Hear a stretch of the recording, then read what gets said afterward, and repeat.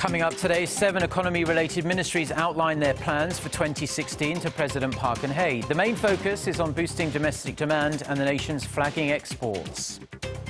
The chief nuclear envoys of South Korea and China are set to discuss North Korea's latest nuclear test. Seoul, Washington and Tokyo have been pressuring China to put a tighter rein on its neighbor. Plus, South Korea's central bank holds its key rate steady at a record low 1.5% for the 7th straight month. Stay tuned for these stories and more.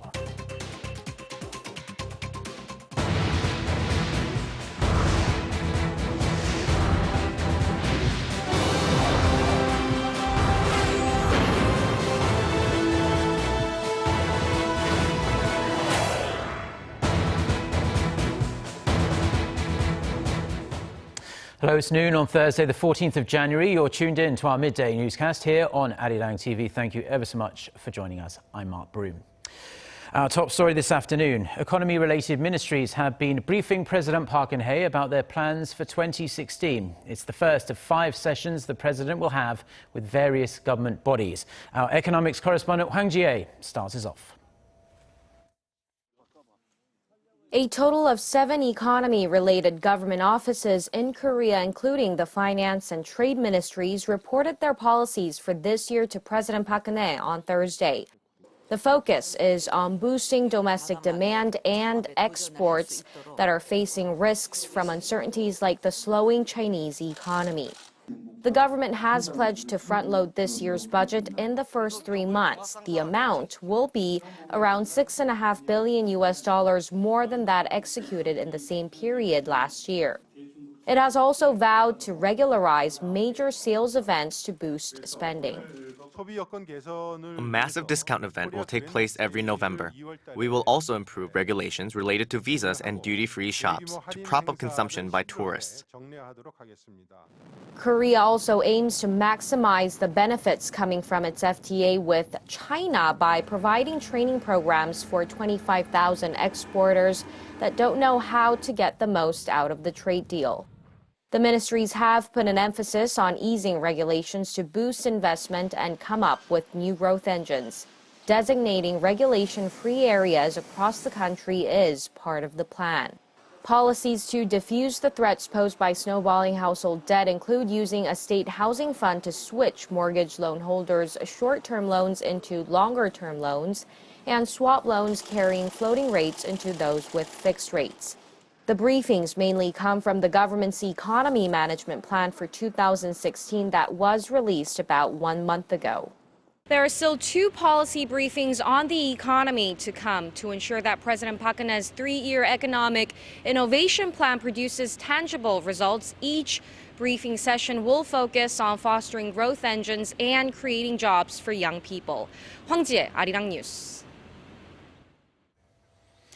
Now, President Park Geun-hye gave a special address and a press conference on Wednesday. She covered a number of major topics, including North Korea's latest nuclear test, its effect on South Korea's security, the challenges facing the local economy, and the ongoing controversy surrounding Korea's recent landmark agreement with Japan that effectively resolves the issue of Japan's wartime sexual enslavement of Korean women. We are going to get an expert's take on the situation as it stands. We are joined by Professor Kim Hyun-uk from the Korea National Diplomatic University. Thank you ever so much for joining us, Professor. Thank you very much. Now, first off, we want to touch upon North Korea's recent nuclear test. President Park made clear that she will impose a new set of strong, comprehensive sanctions on Pyongyang in close collaboration with the United States, but she did not really specify any change in the government's current policies towards North Korea, which have been dubbed trustpolitik. What specific changes do you think will be made? I don't think this is a fundamental change. The current government's North Korea policy has been dual policy, which means that if North Korea develops nuclear weapons and tries to make some provocations, we will deter it. We will be harsh on it. But at the same time, if there's a mood for dialogue, we'll try to develop the dialogue and make some basis for the unification. So I think that we had made a lot of attempts to initiate and develop dialogue with North Korea, but now, North Korea tested 4 nuclear programs, so we definitely turn to the harsh part of our North Korea policy. Yes, there wasn't really any mention of that much mention, at least, of dialogue or reunification during her statement on Wednesday. But President Park also urged China to rein in North Korea's nuclear issue much more actively than it has in the past. Past policies really have proven to be ineffective. How do you think China is going to react? Well, I think, this government, the President Park Geun-hye, really tried hard to strengthen our relationship with China. And the purpose of it is that, as she mentioned in her dialogue, that, if we are in risk and we are in need of help of China, China should be willing to help us out. That's the partnership. But now, even though China has kept mentioning that it opposes North Korea to become a nuclear state, now after the first test of nuclear weapons of North Korea, Chinese sanctions is not harsh enough, not collaborating with the international community, the sanction level. So I think in that sense, President Park Geun-hye has delivered a very clear message to China. I think the Chinese reaction might be, I don't know, it will try to come up with some, positive response to President Park Geun-hye's request, but I don't think because China is, considering the buffer state of North Korea, I don't think it would go that far that will satisfy the international community in South Korea's request. Well, the ball is in China's court now. We hear as well that the chief nuclear envoys of South Korea and China are meeting later today, so we might hear further updates throughout the day.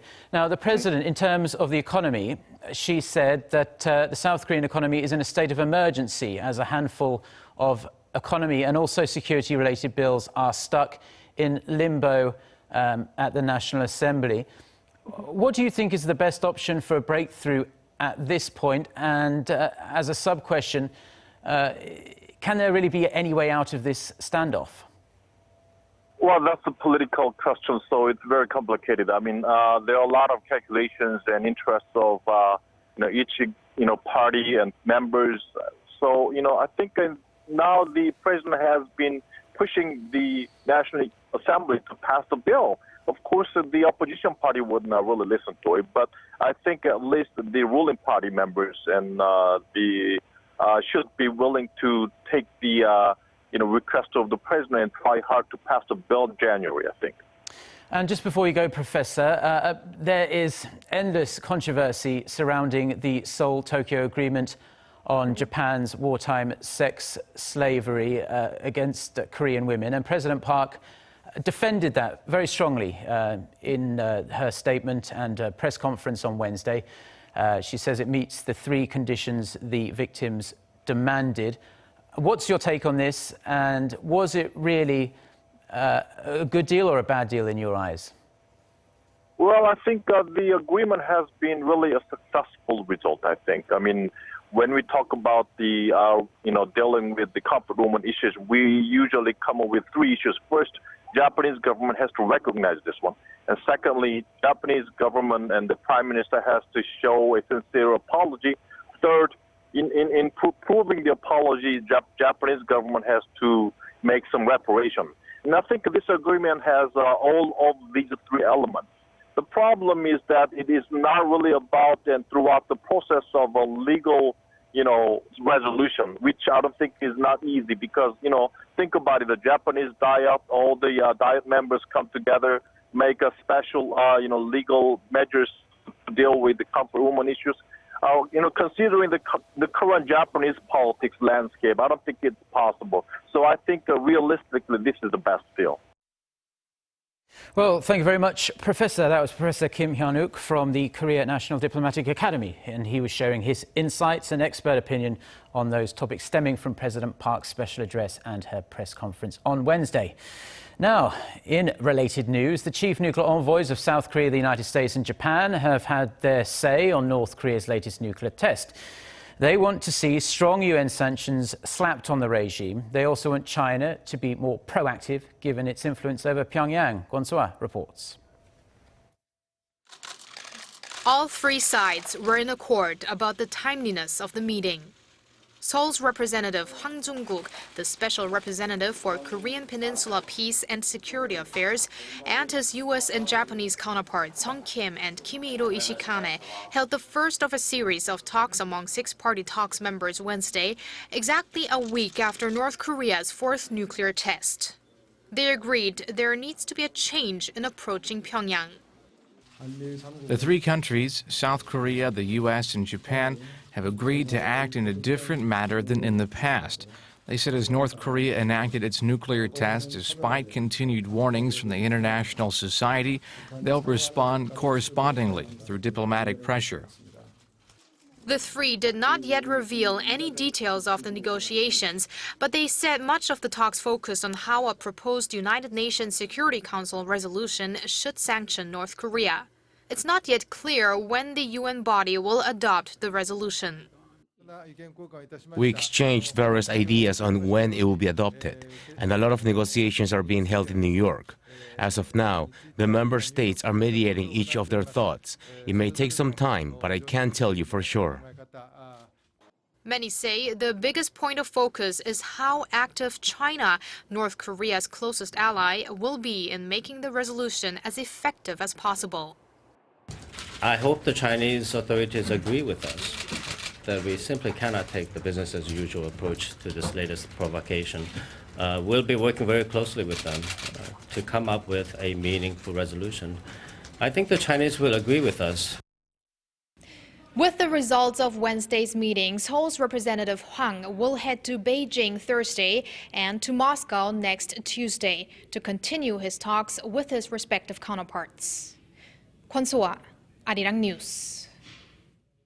Now, as Soa just told us there, South Korea's top nuclear envoy is in Beijing right now for talks with his Chinese counterpart on countermeasures against North Korea for its latest nuclear test.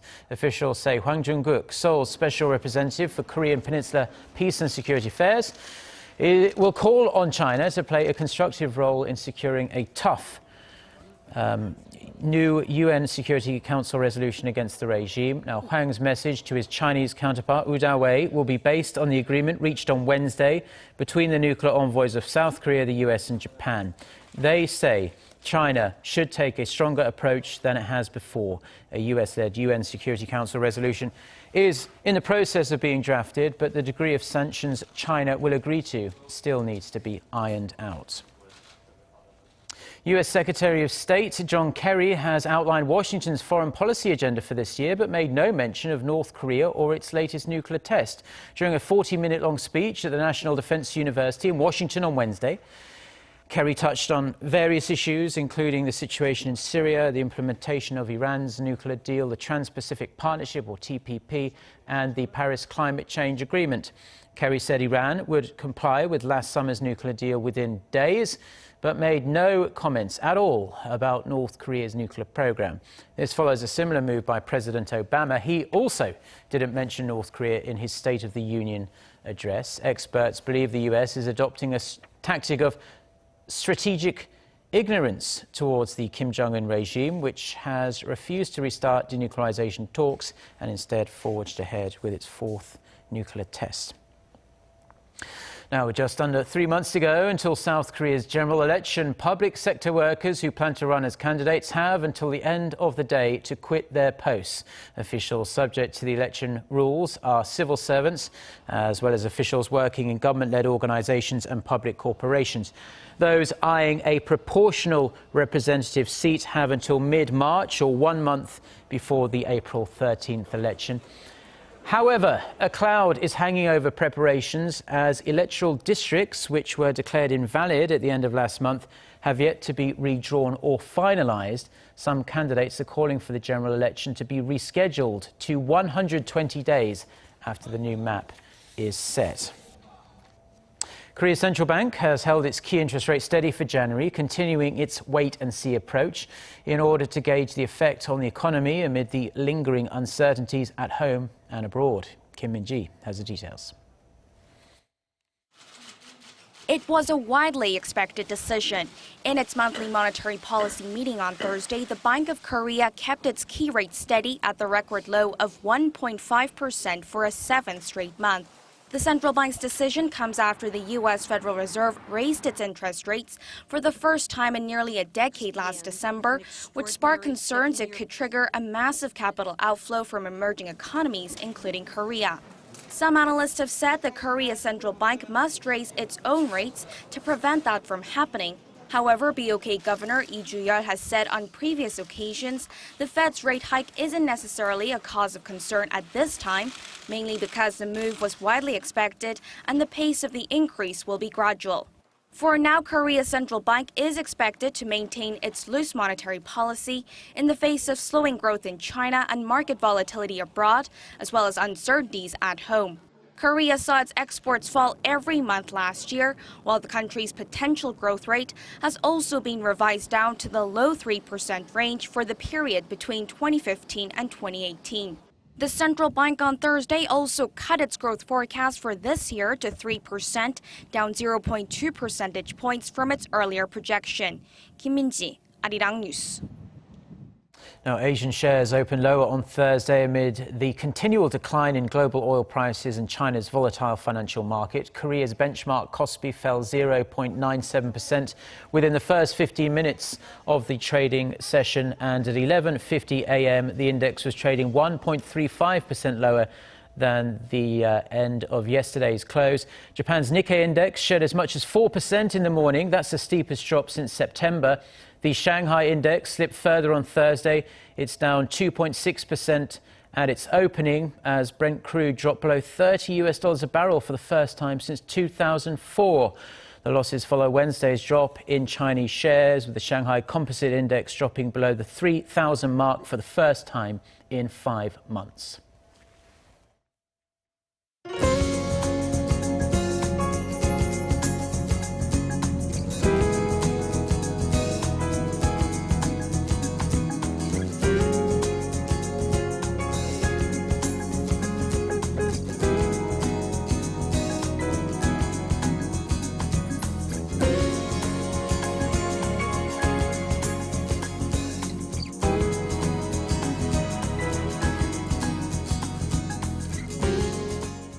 Well, those are stories we have for you on this Thursday lunchtime here in Seoul. For more of the latest, don't forget to check out the website arirang.com/news. Have a great day. Goodbye.